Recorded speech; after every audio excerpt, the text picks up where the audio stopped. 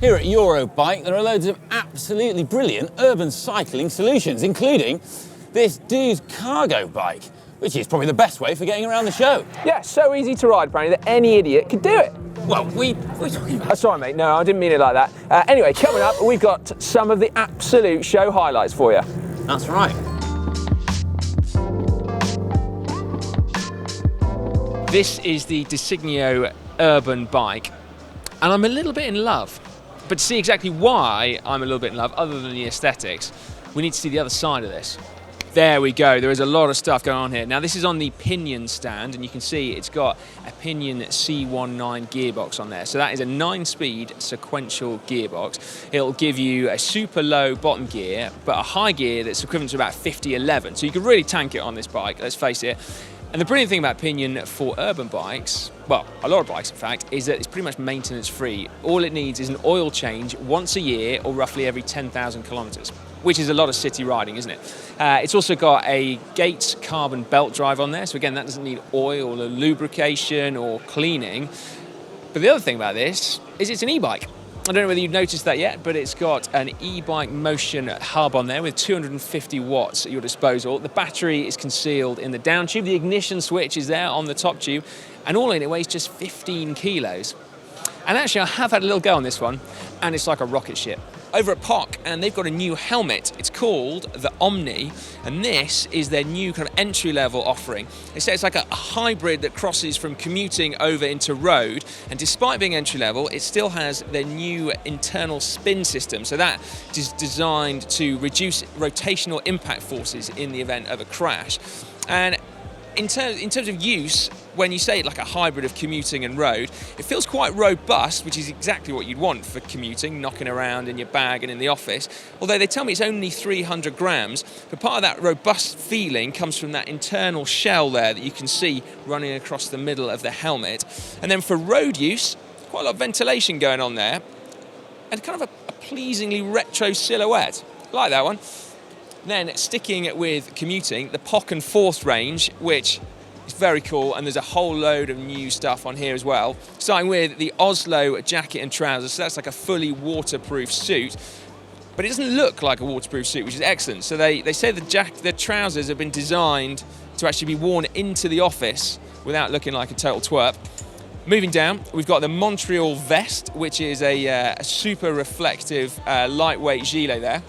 And you notice there's that little LED blipping away there. So this is a new little idea that they've got, a new concept. And the idea is that magnetic tabs are built in to the pieces of clothing. This one is a little tab, but it'll actually be built in on the production samples. And then you can click these little modular lights on there, which is cool, isn't it?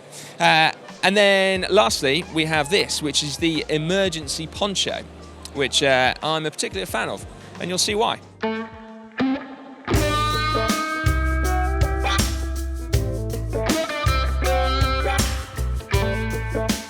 Have a look at this trailer from Carrie Freedom. I was drawn in across the show because it looks so cool. This is a prototype of a delivery system, basically. But if you come over here, you kind of see how it all works. So it's based around a modular system. So this is the basis of it. This is like the basic trailer. Then you customize it depending on your needs. So look, this here extends the towing bar, so you can end up with a 5-meter long trailer, so you can tow a canoe. They say you can carry cellos with it, surfboards, whatever you like. It'll take up to 90 kilos of weight, and there are also 3 widths of axle as well, so you can potentially even carry a pallet. Sounds like a challenge. This is the Mercedes-Benz Style, which is a bike that's a collaboration between Argon 18 and Mercedes, and we actually featured it in the GCN show last week, but this is the first time we've seen it in the flesh, and it's a seriously nice bike. So as part of the collaboration, a lot of the branding has been removed because that's the Mercedes-Benz Style. So you've got only subtle nods to the fact that it's an Argon 18 with a simple little logo on the front and a nice Mercedes star on the top cap.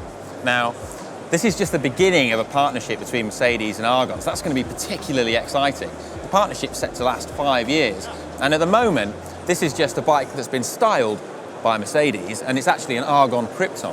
But as the partnership develops, Argon has told us that Mercedes is going to get involved with the engineering of bike frames and carbon layups and aerodynamics and bring all of its engineering expertise into building the bike. So it's really exciting to see what Mercedes can do in the bike world. This is something we wanted to see for ages. What better way than to give your bike a little bit of a pep up than to respray it? Often quite expensive, but not with these guys, okay?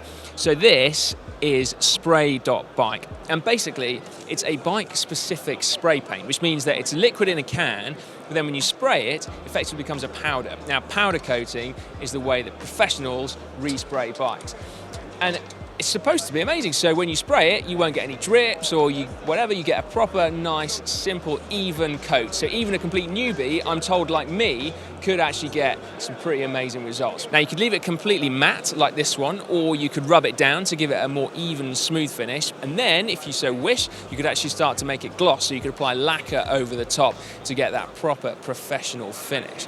And the coolest bit, as far as I'm concerned, is you don't need to prepare the frame any further than just cleaning it down. So you can actually spray it over the top of your original paint that came with your bike.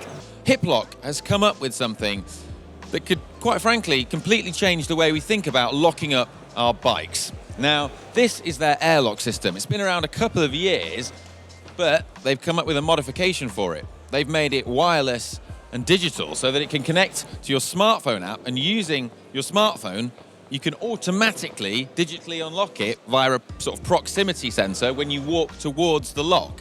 How cool is that? But although this would be really awesome to have in your house, it doesn't end there.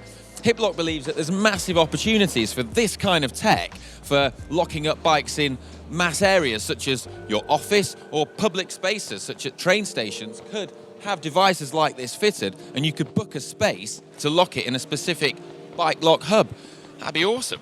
Make sure you give this video a big thumbs up if you have enjoyed the tech in there. Here we are surrounded by proper urban bike tech. Yeah, the living embodiment of urban cycling. But this is only the tip of the tech iceberg here at Eurobike, so be sure to check out all the other videos and content that we've been putting out on the GCN Tech channel and the GCN channel. Yeah, in fact, there's one you can get to by clicking on screen now.